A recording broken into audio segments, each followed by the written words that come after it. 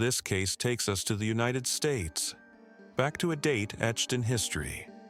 A date not only famous in America, but remembered across the entire world. For the victim's family, that date was cursed. They believe it's the reason their case was ignored. A tragedy buried under headlines. We return to the year 2009. Think carefully. Do you remember what shook the world of art and entertainment that year? But this case is not just about a date. It's about disappearances. Moments when a human life, especially a child's, can vanish in the blink of an eye. 1 second they're right in front of you, the next second gone. Sometimes forever. These are the haunting details we'll uncover tonight. So if you're ready, fasten your seatbelts. We're diving deep into a case that will stay with you long after the video ends. Welcome.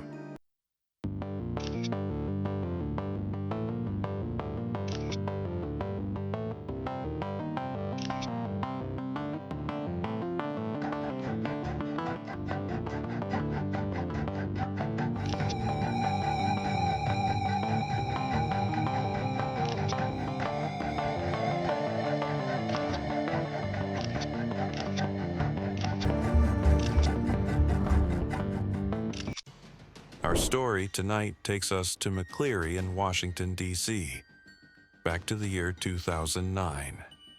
Here, we find a mother, Melissa, raising her 2 children alone after separating from her husband.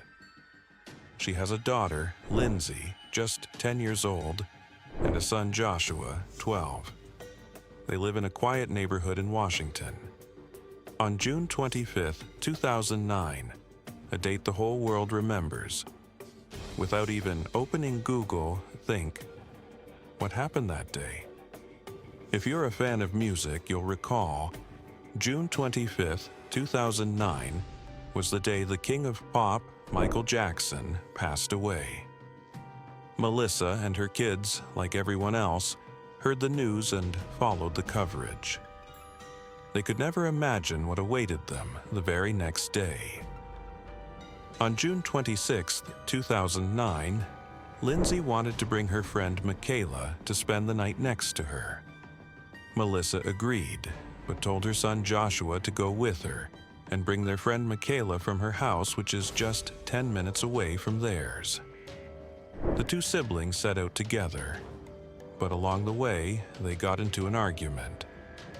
Joshua, upset, left Lindsey and went back home. Lindsey told him she would go on alone to her friend's house. And that's what she did.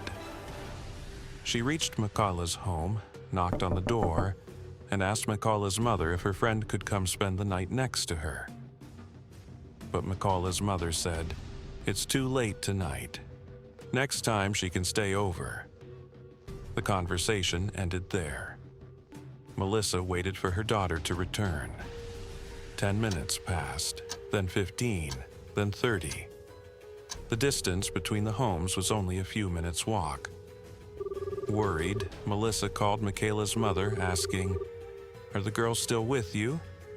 She replied, "No, I told your daughter that Michaela couldn't stay tonight and she left about half an hour ago."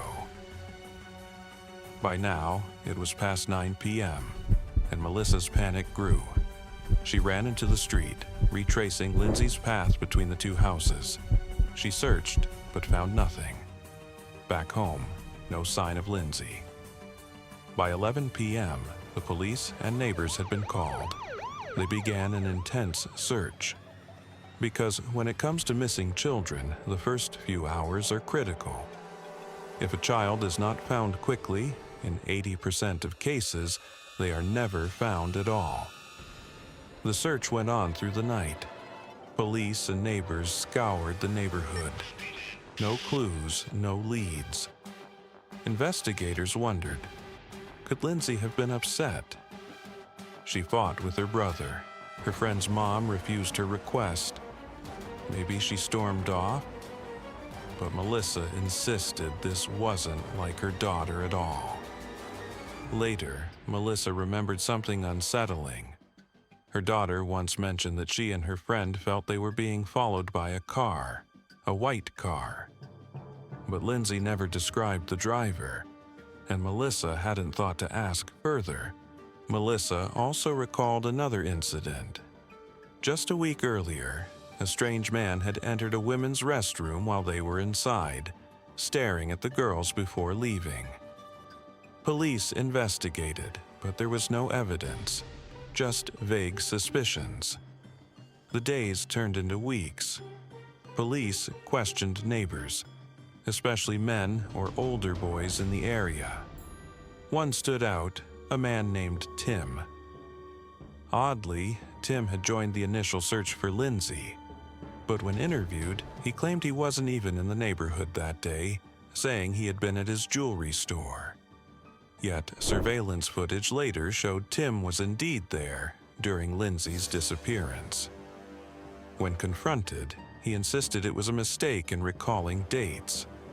He even passed a polygraph test. With no evidence linking him to the case, police had no choice but to release him. Weeks became months. Lindsey's trail had gone completely cold. A 10-minute walk had sealed the fate of a 10-year-old girl. She vanished without a single witness. For 8 years, the case remained unsolved. Then, in 2017, hunters in a nearby forest made a grim discovery: human remains. Forensic testing confirmed it was Lindsey. Her body had been discarded close to the neighborhood where she lived. Police searched the surrounding area. One group of neighbors stood out: 3 brothers, Edwin, Charles, and Thomas, all in their 70s and 80s. The men had prior records for child abuse and possession of disturbing material. Investigators even found reports of Lindsey's disappearance among their belongings. But again, no DNA, no fingerprints, no direct evidence tied them to her death. With nothing concrete, police couldn't charge them. The case was still without answers. Years passed. In 2020, a man named Paul was arrested for the 2003 abduction and rape of a woman who had managed to escape. 17 years later, DNA finally identified him. Investigators wondered if Paul could also be connected to Lindsey's case. But again, no link was found. And so, Lindsey's murder remains unsolved, still listed against an unknown suspect.